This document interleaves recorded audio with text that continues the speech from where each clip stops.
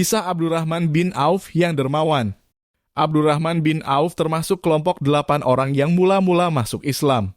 Lah juga tergolong 10 sahabat yang diberi kabar gembira oleh Rasulullah masuk surga dan termasuk 6 orang sahabat yang bermusyawarah dalam pemilihan khalifah setelah Umar bin Al-Khattab. Di samping itu, ia adalah seorang mufti yang dipercayai Rasulullah berfatwa di Madinah selama beliau masih hidup.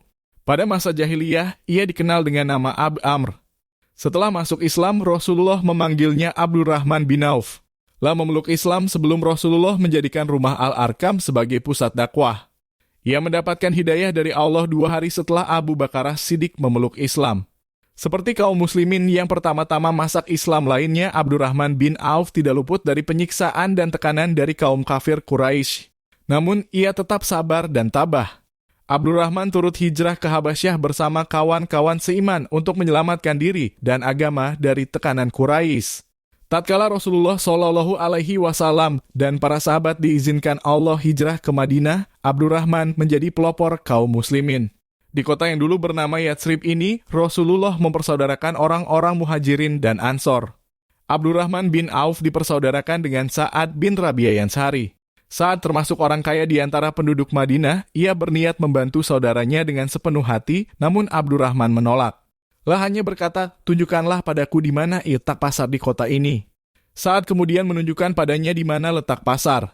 Maka mulailah Abdurrahman berniaga di sana. Belum lama menjalankan bisnisnya, ia berhasil mengumpulkan uang yang cukup untuk mahar nikah. Lah pun mendatangi Rasulullah seraya berkata, saya ingin menikah, ya Rasulullah, katanya. Apa mahar yang akan kau berikan pada istrimu? Tanya Rasul SAW. Emas seberat biji kurma, jawabnya. Rasulullah bersabda, laksanakanlah walimah dalam kurung, kenduri, walau hanya dengan menyembelih seekor kambing. Semoga Allah memberkati pernikahanmu dan hartamu. Sejak itulah kehidupan Abdurrahman menjadi makmur. Seandainya ia mendapatkan sebongkah batu, maka di bawahnya terdapat emas dan perak. Begitu besar berkah yang diberikan Allah kepadanya sampai ia dijuluki sahabat bertangan emas. Pada saat perang Badar meletus, Abdurrahman bin Auf turut berjihad fi sabilillah. Dalam perang itu ia berhasil menewaskan musuh-musuh Allah, diantaranya Umar bin Utsman bin Ka'ab At-Taimi. Begitu juga dalam perang Uhud, dia tetap bertahan di samping Rasulullah ketika tentara muslimin banyak yang meninggalkan medan perang. Abdurrahman bin Auf adalah sahabat yang dikenal paling kaya dan dermawan. Tak segan-segan mengeluarkan hartanya untuk jihad di jalan Allah. Pada waktu perang Tabuk, Rasulullah memerintahkan kaum muslimin untuk mengorbankan harta benda mereka. Dengan patuh Abdurrahman bin Auf memenuhi seruan Nabi Shallallahu Alaihi Wasallam. Ia memelopori dengan menyerahkan 200 ukiyah emas. Mengetahui hal tersebut, Umar bin Al-Khattab berbisik kepada Rasulullah. Sepertinya Abdurrahman berdosa karena tidak meninggalkan uang belanja sedikit pun untuk keluarganya. Rasulullah bertanya kepada Abdurrahman, apakah kau meninggalkan uang belanja untuk istrimu? Ya, jawabnya. Mereka kutinggalkan lebih banyak dan lebih baik daripada yang kusumbangkan. Berapa? Tanya Rasulullah.